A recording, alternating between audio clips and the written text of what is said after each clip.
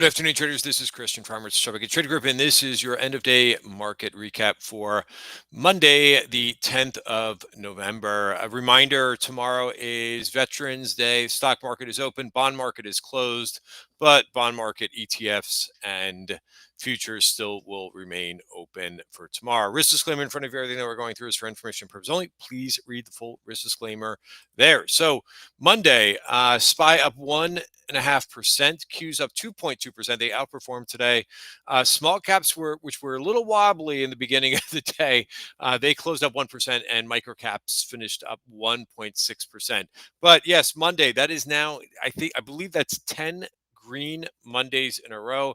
Yes, I'm totally jinxing it. I apologize, but that's a pretty impressive streak. The last time that this is going all the way back to September 1st, when it was Labor Day.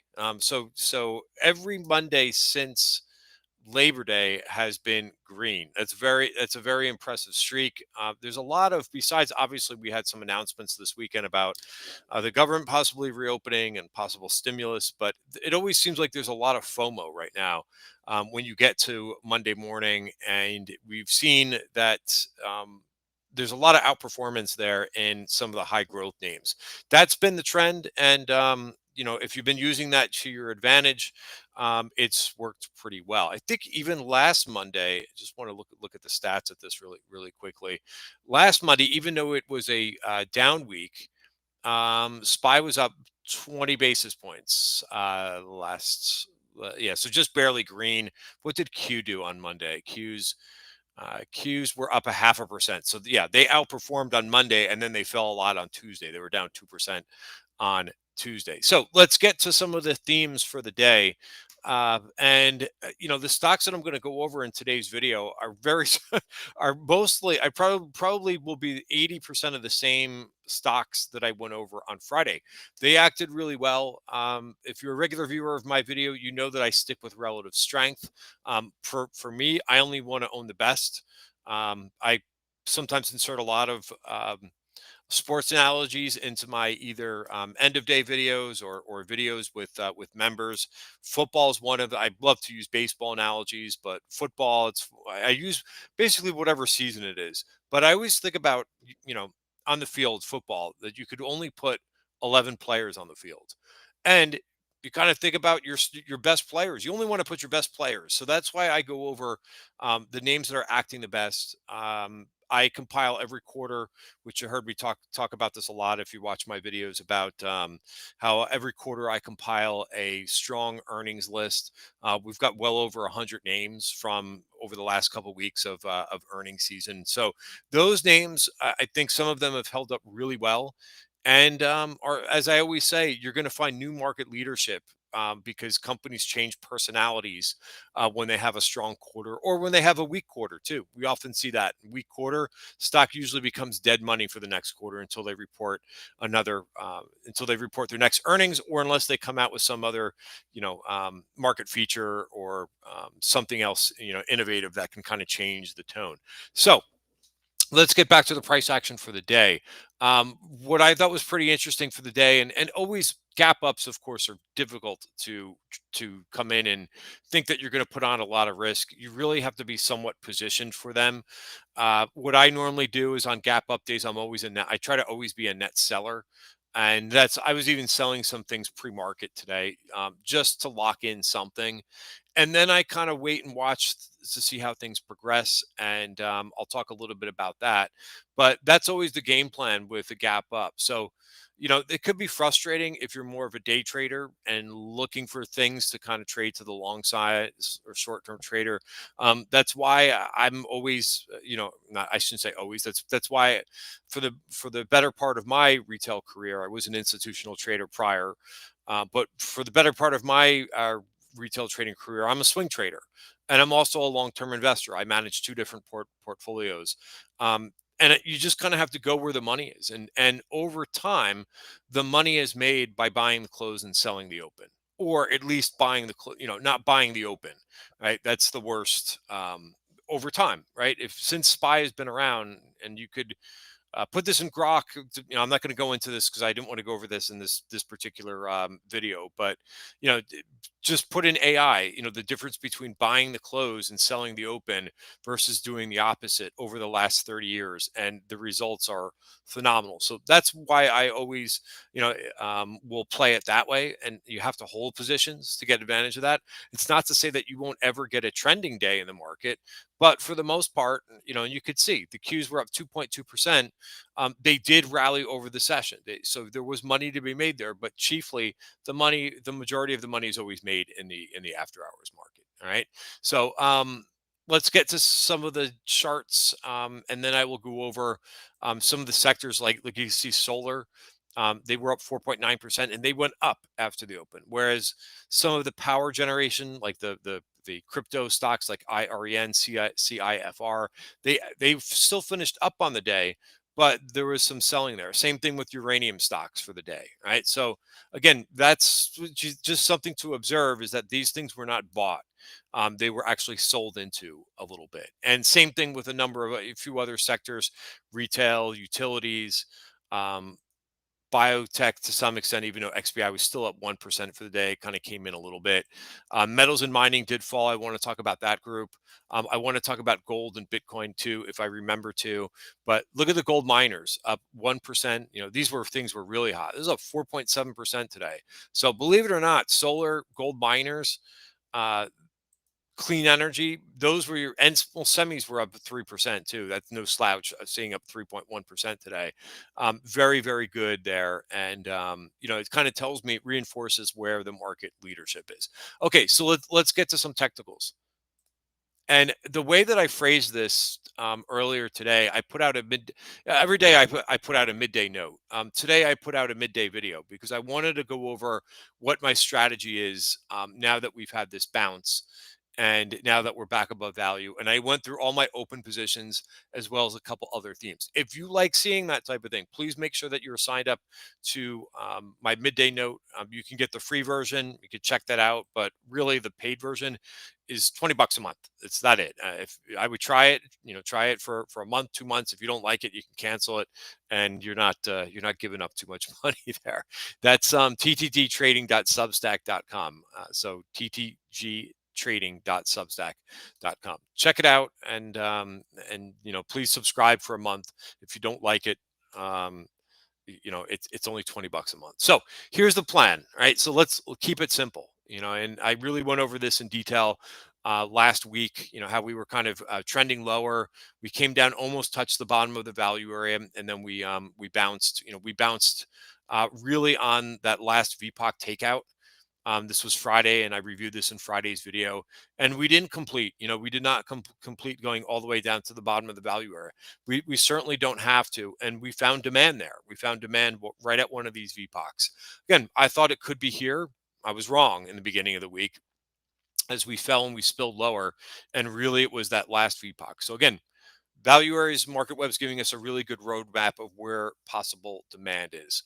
And there it was, and we rebounded. Now before I go back to that daily chart again, we can find some clues in here a little bit. Notice where we rallied to for the day, kind of like a little bit. Remember the beginning of last week, we rallied right into the bottom of the value area, and I said, well, that's kind of interesting, because at the end of the day we got rejected. So we did rally all the way to the top of the value area for the week. We didn't get really a rejection in here. We did stall here. So this upside level to watch for tomorrow is 681.94. And then you got another one behind that, and that's 683.43. Again, what does this represent? It represents some of like the trapped longs from last week. So who knows? They might want to do some lightening up.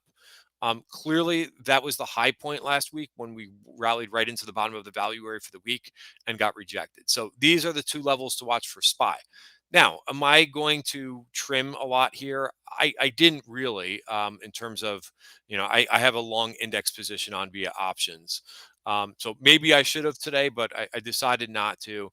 Really, what my plan is just to stay long as we're above the value area for the month, which is your support is 672.82, and these two short-term moving averages. This is the 20-day and the 5-day. Some people use different length moving averages. The 5 and the 20 help me a lot, but hey, it's whatever really helps you, right? It's whatever helps you formulate decisions. I've heard this argument all the time on Twitter. Oh, well, I don't need the 50-day moving average, or I don't need the moving averages. If it doesn't help you, then don't put them on your screen. For me, it gives me a frame of trend, and it helps me make decisions. If it doesn't help you make decisions, and maybe you're not, and it does depend on your time frame. If you're not trading like every day, or if you're not a swing trader, then maybe you just want to stick to the weekly chart. That's fine too. Um, so for me, it's back above these. I think is a good sign. Whether or not we continue right away, to get out of the value area for the week, I don't know that, and of course nobody knows that. But I know that we've got a little bit of resistance to get through here. Let's go through the Qs. It's the Qs again are very similar to the S&P. Same thing. Outs back above the value area for the month, back above the 5 and the 20-day moving average, and also where we found support was right at one of those VPOCs on Friday, which I reviewed in Friday's video. So we kind of paused at this 200 period moving average, which sometimes acts as like a trend line. If we could get through that, next area to watch is 627.20.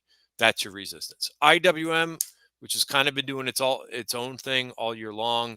Again, I think IWM, for it really to rally, you need to hear more dovish talk from Mr. Powell, more chances of the next interest rate cut.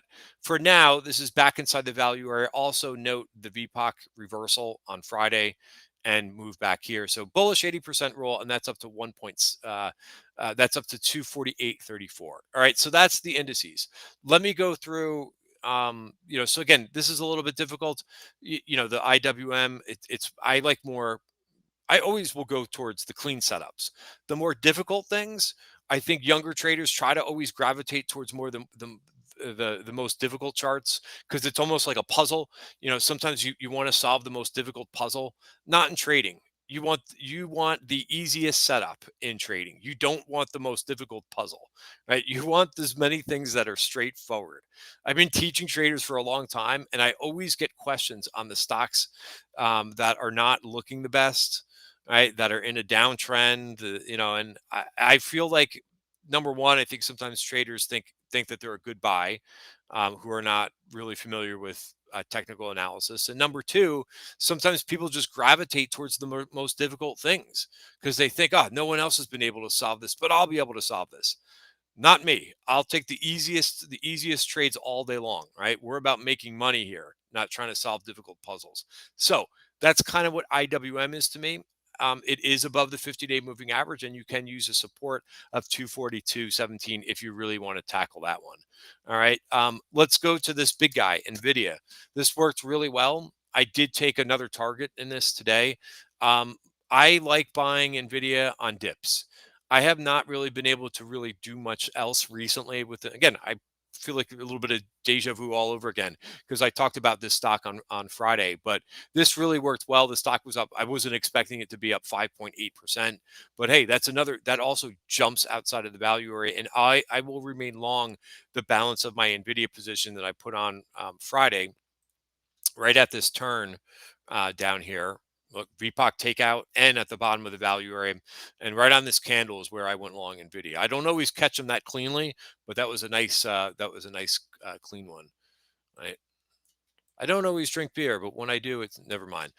So and I will stay long this as long as it stays above 192.80. So again, I'm using this framework, this roadmap for how I'm going to trade this. I'm taking emotion out of the situation. Another nice stock for me, and really where the two strongest areas of tech, I think, are in the optical stocks. Even though they did not finish on the highs for the day, the stock was still up 8% for the day, and it's overbought. And same thing with Sienna, which I've been long Sienna. My target is 225, but I want this to kind of go. I want this to go slowly up there. So I took a target today. If it comes back in, maybe the 5-day moving average, maybe I'll add back, right? And then I hope it just methodically goes back up there, but and then gets up to 225, right? Because it gives me more chances to make money. But really, really strong. And of course, this other one that reported last week, COHR, has also been strong. I don't know what's wrong with Corning, by the way. Corning had good earnings. Maybe it's something to watch. I don't usually like to trade the one that's not doing as many great things as three other names. But I thought Corning really had good earnings. So maybe it's just a little bit sleepier here. So that's another one. And here's the other one that a lot of folks have been talking about. They did not have good earnings. And I haven't liked this company for a while, even though it's also an optical company because it's not as strong as the other ones. So there's plenty of other ones to trade besides this one. All right, this the second best group in tech. Well, I don't want to say second best. I would say also super strong, or your other very strong area in tech is with these memory type companies, memory chip companies. That's what I call them. I know they do other things, but SanDisk, unbelievable, up 12% today, right? And what a move after earnings. Just amazing. This stock was $40. It was 40. These are the things that blow my mind. In September, the beginning of September, this stock was 50. Let's call it $50. $50. The stock's up to 260. What a stock, what a move. Other names that have been also, the whole group. So again, it just kind of tells you Seagate had good earnings. They're up again. Micron had another big day. We saw a call buyer last week in Micron, and what's the other one? Western Digital. Right? These are acting so much better than the majority of other semi names. I know a lot of people like CRDO. I have this in the TTG trend portfolio. It's fine. It's doing okay. It was up 4%. That's not bad. But I'll tell you, those other memory names are they are in fuego, in fire. At this point, watch for maybe a little bit of pullbacks to kind of get involved in that group. All right, next. Stock I went over on Friday, CLS. It did get I think a price target raised by an analyst today. Another stock up 7% today, very strong. A couple other names. Net is a name that I went over in Friday's video. I took some profits in this today. Um, I've had some success with Net, so that's why names that I'm not as confident with, I take quicker targets. I took two targets. This is one of the names I think I took a target pre-market, and this was up 3.2%. But I really like that candle. The stock chart that seems to be the most people were noticing on Friday was this EOSE, which tacked down another 5% this week. Where could this stock be going? Maybe $24 if it breaks through there. Notice how the VPOCs kind of capped the advance. So overhead supply won out here. Now that those have been removed, maybe it can continue to go up there to $24. That's a 25% move. That would not be bad. BE also had a nice day. This stock was up 3%. Again, I took two targets in this today.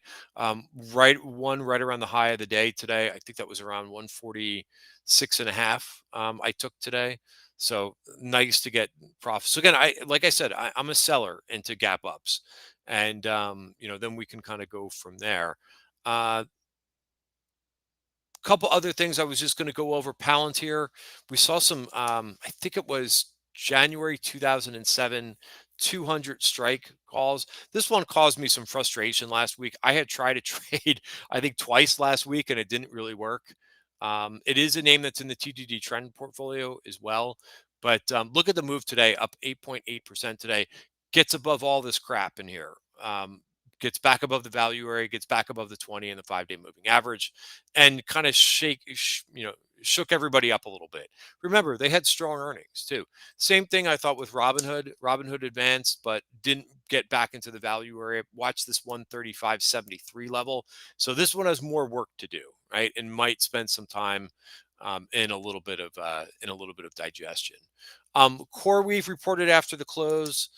Why this stock doesn't act well, I don't know. Um, Sometimes you're going to find that just stocks that you think are going to act well, that's the option flows. This one has seen a lot of option flows after the last few months. It did take out a downside VPOC.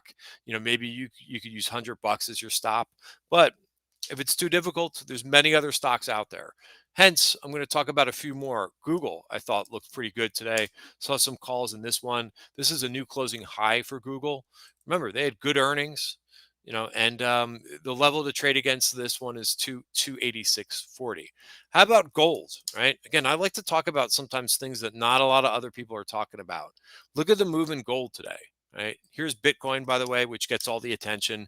Right. Okay, great. Bitcoin got back above its 200-day moving average. You could go long Bitcoin now if you like it, versus 59.30 or that 200-day moving average. But I'm much more excited about gold. Why? The chart looks great. Right. It had this it got crazy overbought here. Finally kind of like had a little bit of a divergence on that last high and shook things out. This was at 400, has gone all the way down here. Took a little while, a little bit of back and forth price action, and now we're back above the 5 period moving average. So I did take one target in my GLD position, and I'll add back if it kind of back and fills. But I would love it if it continues from here on out. Look at the gold miners. Again, if you don't like gold miners, I get it. They're not. It's not an AI play. But I'll tell you, this looks really good. And I think if you just covered up the symbol, you'd be like, hey, this is a nice dip. It kind of had a little bit of a W pattern and moving higher, bullish 80% rule. GDXJ also looks very good.